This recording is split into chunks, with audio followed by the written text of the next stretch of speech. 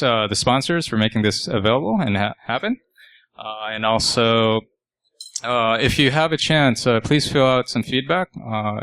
Information is located on your ticket and also on the website on the schedule page. And today we have Tim Prendergast. Please give a welcome applause. Thank you. Thank you, everyone. Let me adjust this thing. So I was conscious of the fact that I stand between you guys and the bar, which thank you, whoever organized me to be the fall guy for that one.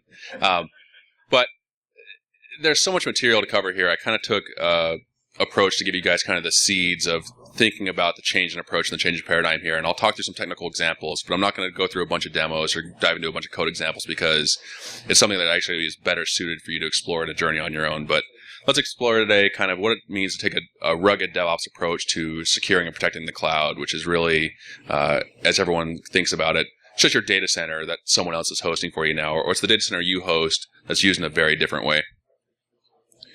Of all the things that happened around this cloud movement, I think the most exciting thing that's happening now is specifically around security. Sure, it's cool to like elasticize workloads and have, something where I can spin up and down resources on demand and just pay for what I use. But the value it brings when we talk about the approach we take to security and the challenges we face as we move into this era are far more exhilarating. And while people get excited about like, hey, I can run it, there's a few servers or 1,000 servers, the idea that, hey, of all those servers, they can take dynamic security postures on. They can be reflexive and react to the kinds of requests that are coming into them. And these changes can happen in the seconds time frames. Is a totally different paradigm than what we've been used to in security. And it's something that we should really think about and start taking advantage of. Going to give you guys like the step one, because I don't know everyone's background. What is cloud? I'll settle this argument that people have had forever. Is a programmatic infrastructure. It could be anything that falls under that. But think of it in the sense that it's API-driven infrastructure. It's not what VMware is going to sell you guys. It's not what Amazon Web Services specifically tells you it is. It really is a different way for us to interface with infrastructure that goes beyond that rack and stack approach we took. And since I reference it, what is DevOps? If I ask people to raise hands, I'm sure everyone pretty much knows. It is really just smart people building things in a more intelligent way. I mean, it means automation. It means scale. It means just get away from kind of the typical behaviors we used to do. So when you think about this acceleration towards deploying infrastructure and applications and services we call DevOps, there's specific needs that have arisen that drive people to get into this state. And those needs are specifically focused around flexible, rapid iterations and testing and validation of what you're doing, and then iterating forward on that, meaning don't wait 6 months to put this new innovation out there for your users. It means wait a week after you see people start using what you've built, and then learn how they're using it, learn the cool things you can do with it, and then iterate forward on that. At the same time, security has never gone away. I mean, all of us are here for a particular reason. All of us here have jobs that focus some aspect on this. We have to bring to a business or an entity some sense of control, some sense of stability, some sense of risk aversion, because we all know that a major compromise tends to end a lot of small, medium businesses. And large businesses, while they kind of slough them off, suffer massive reputational damage over time. If I surveyed the crowd and had everyone just shout out the name of a company that like has a bad reputation for security, I know probably the 5 or 6 that most everyone's going to shout out. And that's a sad state in the industry, but it's also telling to how we as humans emotionally connect to people not doing everything they can to protect us. The thing that's really interesting about this is we've inadvertently just jammed these two worlds together. And we did that because security is still a relevant function for a business, but the business has also said we have to move faster. And historically, acceleration is not the best friend of security. The dynamics and the mass change introduces a little bit of chaos and makes it harder to derive signal from noise, right? But there's a new way for us to actually think about doing this where you can actually have kind of the best of both worlds. And this is a thing that I kind of struggle with, which is I have to step out of my traditional ivory tower, paratrooper, knight in shining armor, save the day kind of role where you do incident response, and that's like the end of the security discussion with a lot of people, and that's where you convince them to be part of the solution, and into this educator role and this embracing role of like, hey, you know, the guy on the other side of the phone that's building this application and managing this infrastructure is a really bright person. He just hasn't had 15 years of getting his butt kicked in this industry like I have. And if I could actually teach him or enable him in some way to not have to go through that same pain that I went through and learn from what I'm trying to tell him is the right way to do things, without me being the guy with the big stick, then we could actually come out way ahead. And just a quick survey. Who here thinks you have enough people at your company doing security? I'll see you outside, buddy. Who here has open job recs for security engineers? Yeah, basically everybody. So this is the pain point we see. We can't just poof into existence enough people to actually, manage security. We can't say, oh, cool, next year's graduating class is coming out fully ready to come protect the infrastructure we've been building for years. It's one of those things where you have to take advantage of the people that you can kind of train up. And what's really interesting is the people that really get this right now are those engineers and product teams that are building the infrastructure that you have been used to protecting in the data center that you now have to do in the cloud. So this paradigm's totally shifted. The one thing that you see that's really different here is not only the ownership aspect of the infrastructure layer, but really how we've kind of taken these broader concepts where we built walls around the garden, right? And saying we actually have resources that can exist for 7 minutes. I didn't get up in my data center, had 1,000 servers yesterday and 200 a day, like you've been robbed, right? I also didn't get up and walk in there expecting to see a 1 rack of service and I have like 500 racks of service. It doesn't happen in the data center. So your expectation of things being static is how we built security around it. We said, cool, I can put zones for network and traffic domains in place. I can put firewalls around those. I can actually put IDS, IPS in line of everything I own. I have ways to get what I want to get so I can try and do my job better. The cloud basically took that and threw it out the window and said, by the way, you don't own this and you're not allowed to come plug directly into it and just trust us. We're doing everything for you. The reality of the situation is they do everything below a certain layer, but you as the customer own everything that's really relevant. The app layer, the network traffic stack. What's kind of really changed is the way you interface with these cloud infrastructure services, right? So you think about it. Has anyone here done API programming like Tickle, Expect, that kind of stuff against like old firewalls, Pixes, IDS, IPS? It's terrible. Nothing's the same. The unifying constant of cloud infrastructure that's programmatic is we have an API interface that now speaks universally to identity, network, storage, server. It's actually a really different approach now. We can actually talk on one language plane to all these different layers and then cross-correlate across them. So this is actually enabling a whole new era of security for us, and it's one of those things that we were excited to talk about. Yeah, little box. This all changed. So why is it cool? Because the vectors have actually totally changed. This didn't happen in the data center. We call this the side door to the cloud. So when you think about it, it's not like someone puts up a new server inside your firewall in the cloud and then someone can get total control of your data center because that server came online. That just generally doesn't happen that common in the real world unless you're getting hardcore ODA'd. But what's happened is we've taken this stack where you had, you could call it a 3-tier stack, whatever you want to call it. It's just logical. Your web application hosts are kind of the same. These are containerized functions that you can just port around wherever you want. And the way we defend applications and services at the app layer, secure coding lifecycle, verifying your OAuths top 10 and 20 are being guarded against, doing typical, Qualys kind of app scan. This kind of stuff isn't that new, and it's not really changing much. What changed was we talk about where are all my data records that really matter.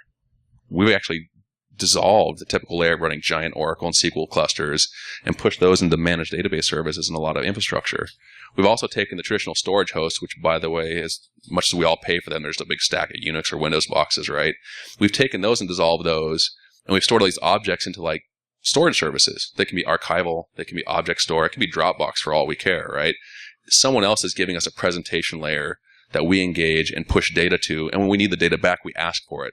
And that contract of getting that back and forth at an acceptable latency has said we don't have to manage these things. The other thing it said implicitly that we all don't accept is that now I have to figure out how to protect it over in these services where they're publicly accessible.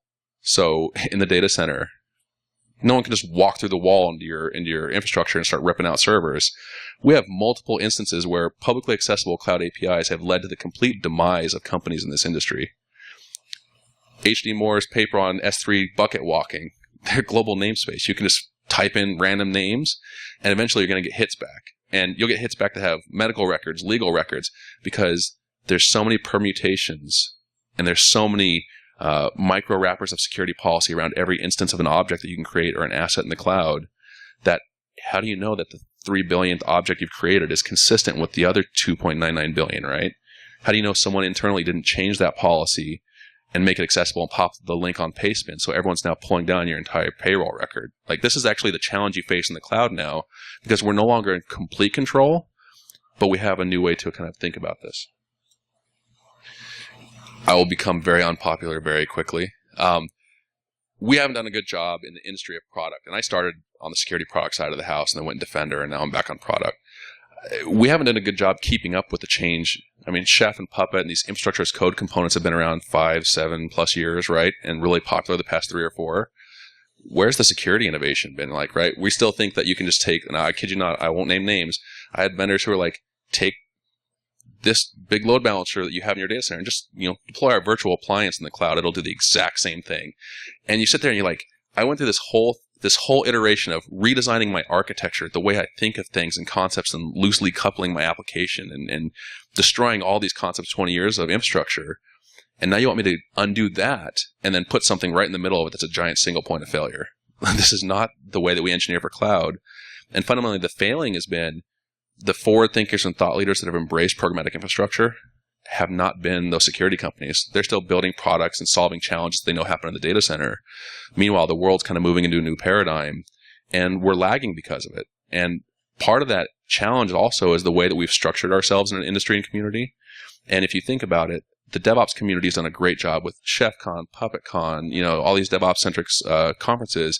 People get up here and they open the kimono and they dump all their innovation out. And you guys can copy it and get it off GitHub and go home and start from their new baseline. Fundamentally, in the security industry, we've not been as open and we've not been as welcoming to others, and we haven't been able to share as illicitly as that community has. That's one of the things that we have to think about in the social layer of changing over time, or else we're going to be stuck here. So how do you freshen the stack, right? Think about it.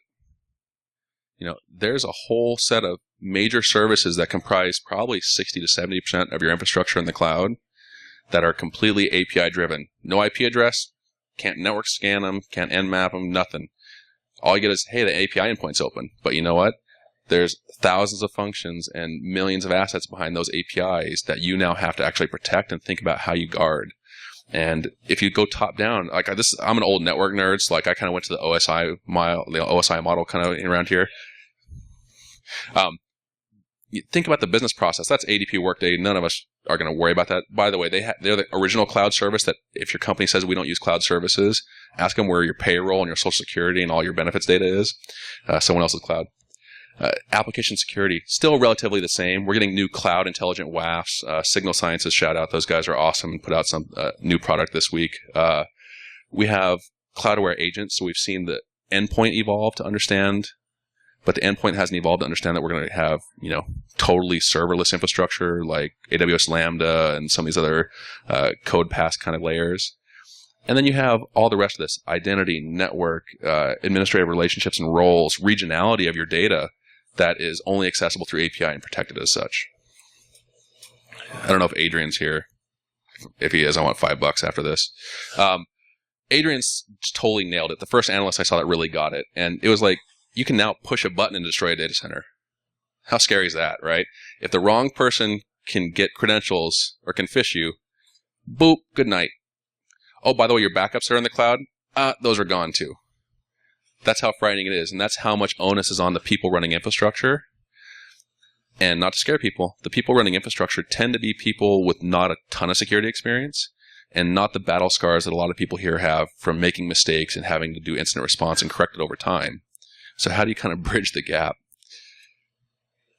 Totally makes sense that we go security as code, right? If these API-driven services are completely code-oriented, and on the back end of what our security infrastructure looks like is like a JSON blob, then we can actually build automation around that construct, knowing that if what we do to the infrastructure through that JSON is what comes out the other end, because the providers are using automation to build from that same JSON blob, then we create a one-to-one construct in security where we say, what I say is what I do, and what I say is what you do.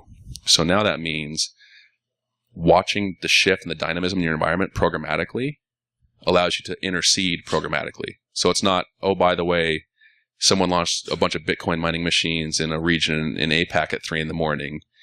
It means if someone launches anything that I don't want to be launched, terminate it immediately, right? Don't page someone and have a human wake up and go log in and see if they can figure out what's wrong. We can articulate what security means in the cloud, and we can actually enforce it programmatically, which is something we've not been able to effectively do before. Totally basic example. This is Amazon JSON structure. So that looks horrible on the screen. Sorry. 50% of the time we see people who are building and rolling new images and talking about patch management in the cloud and all these things struggle with it. And the reason they struggle with it is, how do you know what should be where at any point in time? Humans are horrible at going around and taking like AMI image IDs and knowing which one should be in every region, because they are different in every region. Thank you, Amazon. They're different in every region. They change as you roll out new patches. So if you guys have like the SSL issues that came out recently, you have to all of a sudden patch and re-roll your images globally and roll it back out. People have gotten sophisticated enough to actually bake and build AMIs using infrastructure automation and push them. But then on the back end, the security process is broken. We have successfully seen people start to actually integrate these audits and checks into the CI/CD pipeline. So while you're actually doing a build and push of a new image, not only does it mark that as the new golden image, so you know what's no longer in date, so you have a complete inventory of what has to be taken out of date or taken out of infrastructure, you also now can say globally, is anything running during the lifecycle of this image that's not approved?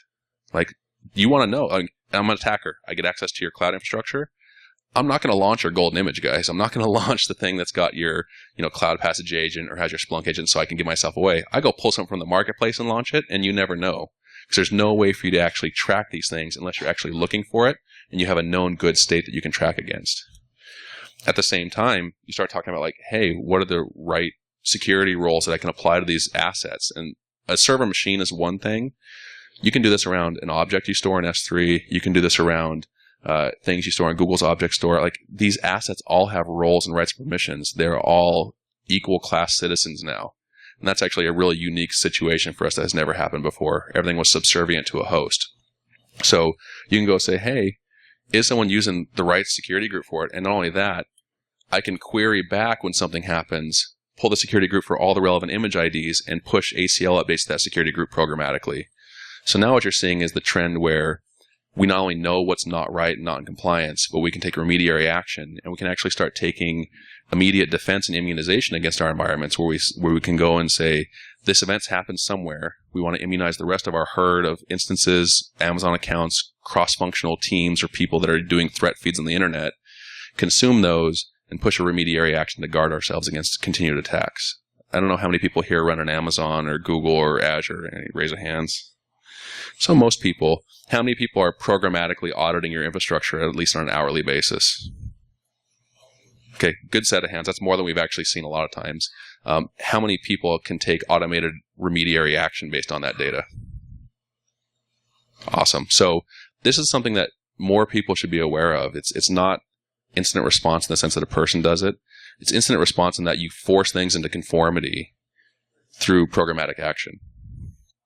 Other interesting things, all this API data is relevant to cross-correlate against other known good states and other pieces of your infrastructure. So hundreds and thousands of API calls and asset structures you can return. This is one where you can derive 7 or 10 different security verifications and compliance actions. And it doesn't stop there. The APIs keep growing. So there's always more for us to be doing.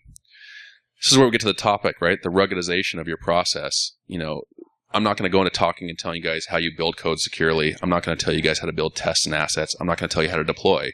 What I'm going to tell you is that each of these steps, there's a place for security to be part of the DNA. It's not supposed to be something that comes at the end of the deployment where someone has to come in and do an audit or a scan. As you're catching things through development cycle, through the test cycle, as it moves from dev, test, stage, prod, and in production before you promote it from an A/B or a blue-green deployment stack, you can actually, in real time, fail builds based on security verifications, audits, checks, whatever you want to call them. And in fact, you can actually create corrections to prevent builds from failing. So if your build goes through and you push out last week's template for security groups in Amazon, so you know you've had rule updates since then, not only will the systems that you build catch this, they'll actually fix it so you don't fail the build and waste a bunch of time by opening tickets and having someone go update a template. You can still do that remediary action on the back end, but in line you can fix and save a build, which is something that security's never really been well known for. Like, we're not always like, hey, you guys saved something and made it go out the door faster. This is the time where security actually accelerates things, and you guys get a better seat at the table. Refresh the approach, yeah. This is where we get to have some fun about examples of things. Anyone here scanning like still on a weekly, monthly, quarterly basis? Don't lie. It's okay. It's dirty laundry. That's fully acceptable for a lot of people. The funniest thing is a lot of those scans in the cloud world or the programmatic world are out of date by the time the PDF is generated and mailed to you. Because events have changed. People are building and deploying on an hourly basis, right? It doesn't work in dynamic environments. The new hot stuff's continuous scanning real time for threats. And a threat, remember, let's boil it down. Someone making an accidental mistake in the way that they've structured your security posture, leaving an open attack surface, is a threat against your organization. It doesn't have to be the scary people across the water. It doesn't have to be, the government trying to infiltrate and Trojan your software. It can be anything as simple as it could be, because the threat is your organization's at risk and will lose reputation, data, and customers and revenue if you aren't putting your best foot forward at all times. I'll give you guys a quick example. Over time, things happen, and things don't happen in a monolithic sense. An identity change alone is not generally a security event that a lot of people are too scared of, because that happens. But if you correlate an identity change and an unapproved image launch that potentially is malicious, that should totally trigger quarantining action, because a sequence of events is a pattern of attack, much like a set of network packets is a pattern of attack. But these things happen at the infrastructure level, and they're events that create change and mutation in your environment. They're not things that are simply a chain of network packets that come together that you have to reassemble on the back end. It's a totally different way of perceiving what's happening, and then it's gone. The attackers have achieved a goal. They've changed the policy on a particular file, and they delete the instance and the identity that was there. How do you know it ever existed? This can happen. We've seen this happen as fast as 3 to 4 minutes. People are programmatic, and they're fast. And it's really scary that you will never know what happened if you're not really paying attention. New cloud monitoring tech, lots of really cool things. This will go up. Security Monkey from Netflix, Prezi's Red Alert built on EDA, ISAC Partner Scout 2. We're a commercial product, all disclaimer. And there's a bunch of cool emerging things that are coming out that we're staying on top of. I think there's really interesting things that happen in the OSS and commercial side here. Definitely something you guys should be checking out. If you don't always build it yourself, build on top of some work that other really good people have built. Single-purpose host-based technology. Not only is host-based really in danger right now if the programmatic Lambda-style containerization worked really well, like we could get away from running operating systems at all. I'm sure a bunch of people in here would like that time back from patch management and all that other fun hardening work. But we're already doing a lot of it. Infrastructure as code, Puppet, Ansible, Chef, these things that all of a sudden you think is a configuration state is actually OS hardening. It's, making sure you're reducing ports operating and guaranteeing secure traffic. It's dynamically pushing firewall changes to the host level if you need to have it, based on everything as simple as error code counts coming out of file logs. Things like, patching Heartbleed, another great excuse for you to actually push security down to these kinds of systems that can really help. Some good resources here. Once again, this will come back up. I'll give you guys about 5 seconds before I kill that so people can grab pictures. Look in these config management communities. They're really starting to push security harder because security people are coming to the community rather than them having to chase us, and that's actually an exciting time. Manual audits, like the cool one, right? Everyone likes the image. Automated compliance audit. Who here has to do compliance? Yeah. How would you like to have a lot of that stuff happen on the back end and you only get a report that people are fixing things? That'd be me and most everyone else. We have seen auditors come in and actually be able to go through a set of data, not only showing where you are today as a proof point, because structured data from a system is binary. It's not a human telling them they have to double check it for more evidence. It is the evidence. But also the proof that as we deviate 95% of the time, we're in compliance within an hour again because the system's actually reflexive or gets people involved fast. Compliance over time is much better than compliance in a fire drill. And that's what we've been trained to do historically. The small course corrections make it a heck of a lot easier at the end of the year when you have to recertify. Reactive behavior, which is where most of us have spent a lot of our time. Automated defense, totally. I mean, I've been alluding to this the whole time. I'm going to call out Rich Mogul deserves a lot of credit because he was the first, not only analyst, but one of the first tech people I saw that openly published the idea that you can actually forcibly correct things that happen that shouldn't happen and forcibly quarantine events. Another great piece of software you guys can take and build on top of if you need to. Articulate what should happen and what shouldn't happen and guard against what shouldn't happen programmatically. It's the difference of fixing things in seconds or spending months cleaning up afterwards. It really is. Getting rugged is a journey. This is kind of the last one, and I'll leave you guys some time to talk.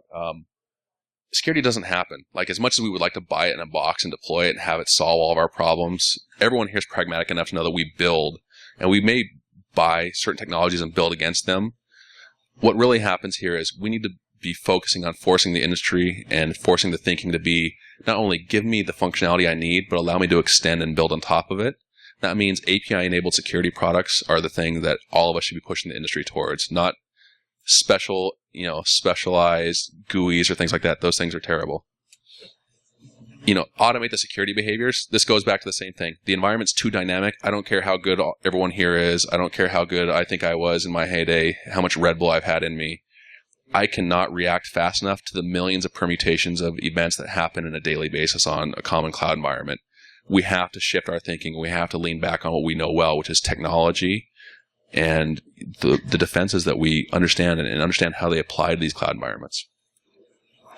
And then this is one where I'll get a lot of oohs and ahs. I encourage all of you, go find your DevOps team or your ops team and sit down for lunch and be like, how can I help you with security? How can I make it part of the process? And if you can champion the marriage of these two, almost silos, a lot of the problems that we face in security go away. You're welcome a seat at the table. You get more honest answers. It's not adversarial. It's accelerating the business. And what ends up happening is you create relationships and you create a perception of the information security professional industry that spark conversations. And what comes from here is conversations where we can all openly talk and share more assets like the assets that I mentioned after various parts of this presentation, and drive the community forward. Because as good as we all are individually in our businesses, we're a hell of a lot better together, especially when we're fighting against a common cause. So I think that's it. I do on time. Okay. Thank you. And Tim, thank you today for sharing your valuable knowledge. And on behalf of BSides and Fitbit, we'd like to give you a gift. Awesome. All right? Thank you. And thank you for joining today. There's three things, announcements. Basically, there's drink tickets available in the bar in the main room, and also real food with appetizers.